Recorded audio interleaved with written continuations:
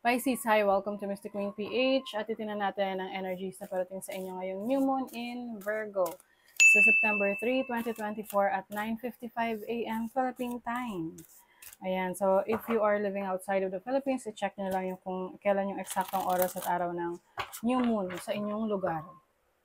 And if you are interested in private readings, meron tayong link sa description at sa pinned comment. Paka-check nyo na lang information kung paano mag-book for a private reading. Okay, so for you, Pisces, itong reading na to mas maaaring makaresonate sa mga Pisces risings, no? Pwede rin namang mag-resonate sa mga Pisces Sun or Pisces Moon. Okay, so for you, Pisces, itong new moon in Virgo is happening in your 7th house of relationship. So new moon is about new beginnings, new opportunities, new experiences. So maaring, yung iba sa inyo, meron ditong papasuking relationship. This can be any type of relationship na intimate, no? Or it can be friendship, new friends, or pwedeng marriage, romantic connection, business partnership, okay? Kaya lang, maaring may mga inhibitions kayo. Yung parang nagdadalawang isip ka whether you want to get into this relationship because the moon is opposing your Saturn, which is in your first house, na nandyan since 2023, na I think for Pisces rising, maraming mga challenges na binibigay sa inyo. It's about lessons na kailangan niyong matutunan, no? In this period of time, yung when Saturn is in your first house. I also see na yung iba, kahit may opportunity to get into a relationship, parang hindi sila ganun ka-confident sa sarili nila, whether they are ready for, to share yung sarili nila sa ibang tao. Syempre, when you get into a relationship, you get to share your thoughts, your feelings, even physically, di ba? But some of you, maaring yun yung isa sa challenge ninyo, whether you are ready for that relationship. Okay? But, syempre, you have to, kailangan rin, i-reassess mo yung situation mo. Hindi mo naman kailangan magpa-pressure sa paligid mo or sa ibang tao. Kung hindi ka pa ready, then wag muna kasi pwedeng mag-cause lang yan ng problem in the future. But of course, the opportunity is there. I think nagiging maingat lang kayo ngayon or nagiging meticulosa pagdating sa pagpili ng partner sa buhay ninyo, whether this is business partner or romantic partner. And then also, yung ruler ninyo, which is Jupiter, is in the 4th house, in your 4th house. Jupiter and Gemini in the 4th house. I think you've been receiving a lot of blessings in terms of learning, in terms of managing your home, your family. Maaring, for some of you, may mga blessings kayo sa family ninyo or family member, merong mga nakukuhang blessing na ikaw rin mismo ay nagiging, kumbaga nadadamay ka na rin sa blessing na yon. Some of you, pwedeng you are doing some renovation or expansion ng bahay ninyo or maaring merong mga blessing na dumarating when it comes to acquiring a property. So, pagbili ng lupa, pagbili ng bahay, ayan.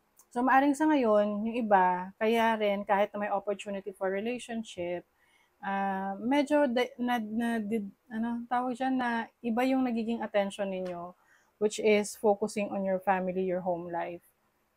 Kung single ka pa, ang focus mo, lalo na kung breadwinner ka, focus ka sa kung paano mo paano ka makakatulong sa family mo, sa parents mo, mga kapatid mo.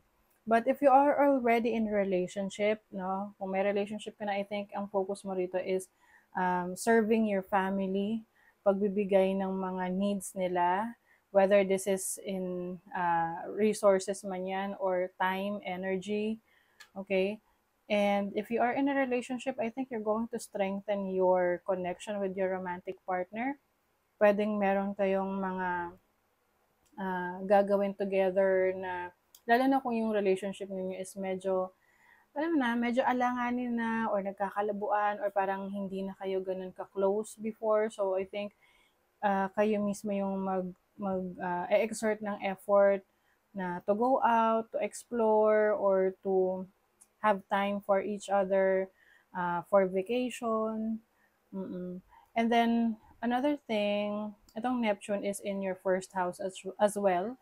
So, which is also your ruler. So, mas nagiging creative ka rin.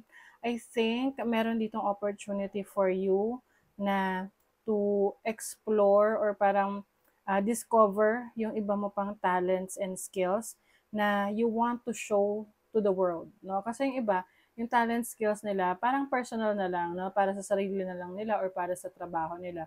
But for some of you, this is like a large scale na experience or a large scale na exposure.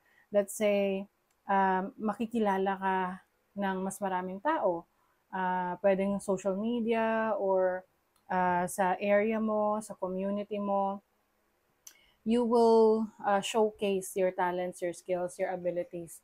Maaring mas maraming makaka-appreciate sa'yo. It will also open opportunities for new connections, new friendships, na kung single ka, maaring may opportunity na meron ka makilala na romantic partner talaga na kung saan you have this strong connection with this person na tipong masasabi mo na you are parang may iba, some of you maaring maka-experience ng soulmate connection with someone.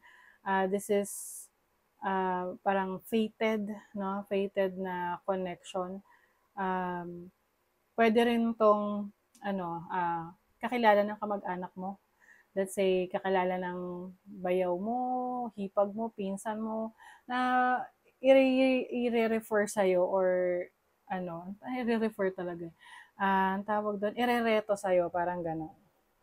Only if you're single. But if you are already in a relationship, meron kang, some of you might be saving a relationship, lalo na kung hindi ito nag-work na for you. So, pwedeng i-reassess mo rin kung if you're going to stay in this relationship or not. But para sa iba sa inyo, more on saving a relationship. At meron kayong mga gagawing mga bagong bagay para mas mapatibay nyo yung inyong relasyon. Lalo na kung may mga anak na kayo. You have the Eight of Wands. This is travel opportunities for you. Pwedeng you will be traveling along with your friends or romantic partner. Alam mo yung may mga nagta-travel na by pairs, no? Yung tipong meron kayong barkada na may asawa rin. Tapos, lalabas kayo together to have fun, enjoy. Yan. You also have Oracle of Swords.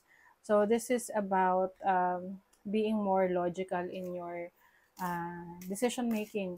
Yung tipong pag-iisipan mo ng maigi, mga decision mo bago mo gawin. Maaring mas magiging practical ka rin kung pipili ka ng decision. Hindi mo masyadong pagaganahin ang puso mo over a situation. More on, iisipin mo kung ano yung mas tama, ano yung mas practical, ano yung mas makakabuti para sa nakararami. You also have the moon. Yes, you will be attuned to your instinct, your intuition. So, magiging malakas ang iyong pakiramdam ngayong new moon. May mga new energies, new feelings na mag-emerge. I also see you na mas magiging nurturing. So, if you have a family, mas mag-effort ka to take care of your family. If you are single and sarili mo lang yung iniisip mo sa ngayon, you will focus on taking care of yourself. Let's see what else. You are good enough. Yes. Yes, you are good enough. Sapat ka. Huwag mong isipin na may pagkukulang sa'yo as long as you are doing your best. No? Whether this is in your relationship or in your career, business. Reflect on your priorities. Ito na yung sinasabi ko kanina na kung ano yung kailangan mong pagtuunan ng pansin, you will focus on that. Yung mga responsibilities mo, yun yung uunahin mo.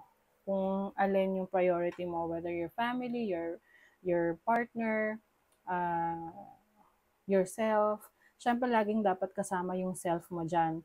Case to case basis kasi may mga individuals na meron na silang sarili nilang pamilya. So syempre ibang ibang usapan na 'yon kapag may pamilya na, may mga anak na, may mga responsibilities na.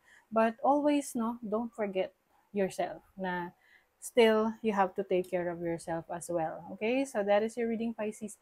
Thank you so much. Bye.